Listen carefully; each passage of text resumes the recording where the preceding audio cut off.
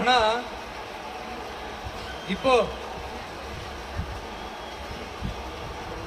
அவர் ஆரம்பிச்ச அந்த கட்சியை, எம்ஜிஆர் அவர்கள் ஆரம்பிச்ச அந்த கட்சியை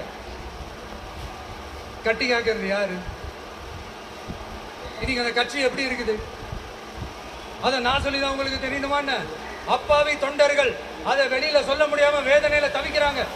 2026 சட்டமன்ற தேர்தலில் யாருக்கு ஓட்டு போடணும், எப்படிப்பட்ட ஆட்சி இங்க அமையணும்னு அந்த அப்பழுக்கற்ற அந்த தொண்டர்களுக்கும் ரொம்ப நல்லாவே தெரியும். அதனால என்ன வேஷம் போட்டுக்கிட்டு பாஜக இங்க தமிழ்நாட்டுக்குள்ள வந்தாலும் அவங்க வித்தை எல்லாம் இங்க வேலைக்கே ஆகாது. இப்படி பொருந்தா கூட்டணியா இந்த பாஜக கூட்டணி இருக்கிறதுனால இப்ப ஆட்சியில இருக்கிற இந்த வெற்றி விளம்பர மாடல் திமுக என்ன செய்யுதுன்னு தெரியும்ல?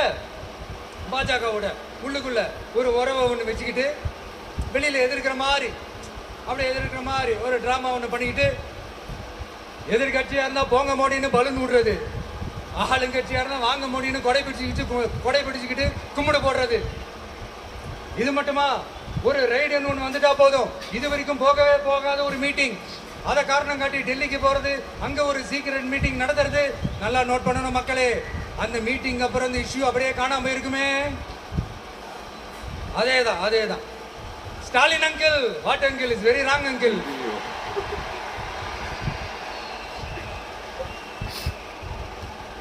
இப்படி தமிழ்நாட்டில் இப்ப நடக்கிற இந்த ஆட்சியினுடைய லட்சணத்தை பார்த்துக்கிட்டு நாம எப்படி சும்மா இருக்க முடியும்?